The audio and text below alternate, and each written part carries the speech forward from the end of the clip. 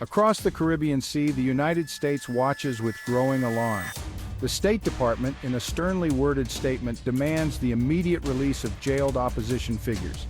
They denounce Maduro's regime, accusing him of crushing dissent and stealing the people's voice. The world holds its breath.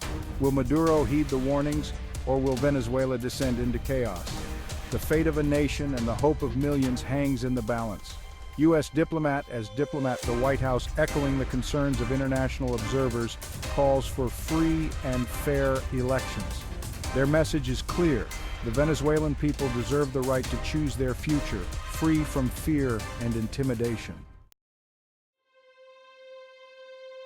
In the heart of Caracas, darkness descends. One by one, prominent opposition leaders disappear. Their crime?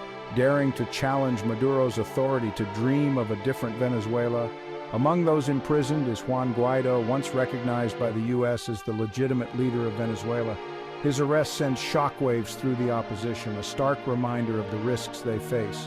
Political analyst, Attorney General Tarek William Saab, a loyalist to Maduro, accuses the opposition of treason.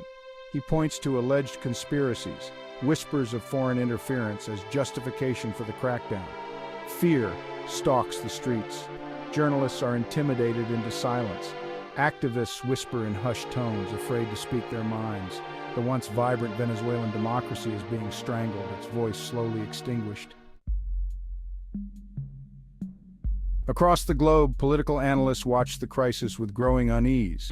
Venezuela is a textbook case of democratic backsliding. Dr. Gabriela Sanchez says Maduro's playbook is clear: silence the opposition, control the media, and manipulate elections. It's a desperate attempt to cling to power. Others fear Maduro's threats of violence are real.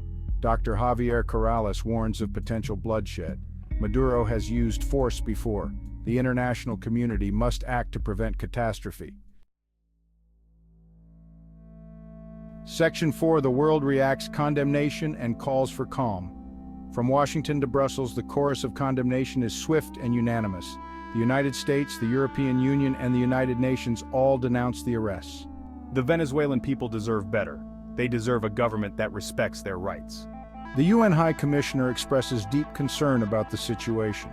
They urge the government to release all political prisoners. Regional organizations are working to find a peaceful solution. The international community calls for calm and respect for human rights. Section 5. Maduro's gamble: a bloodbath or a bluff. Back in Venezuela, Maduro remains defiant. He accuses the United States of orchestrating a coup and vows to defend the Bolivarian revolution at all costs. His supporters, many of them reliant on government handouts, rally in the streets. They wave Venezuelan flags and chant slogans against imperialism. But beneath the surface, fear and uncertainty linger. Is Maduro's threat of a bloodbath a genuine warning, or a desperate bluff to scare off his opponents? Only time will tell. But one thing is certain: the situation is highly volatile and could easily spiral out of control. The world watches and waits, hoping for a peaceful resolution to this dangerous standoff. Section 6. Voices from the abyss: the human cost of crisis. Lost in the geopolitical maneuvering, the real victims of this crisis endure. Ordinary Venezuelans struggling to survive amidst economic collapse and political turmoil are caught in the crossfire. We are tired of living in fear. We just want a better future for our children. Millions have fled the country, seeking refuge in neighboring Colombia, Peru, and Brazil. Those who remain face shortages of food, medicine, and basic necessities. The humanitarian crisis deepens with each passing day, a stark reminder of the human cost of political instability. Section 7. A crossroads for Venezuela: hope hangs by a thread. Venezuela stands at a crossroads. The path ahead is fraught with danger, the stakes impossibly high. The world watches, holding its breath, waiting to see what fate awaits this once prosperous nation. Will Maduro release his grip on power and allow free and fair elections? Will the opposition unite and offer a viable alternative?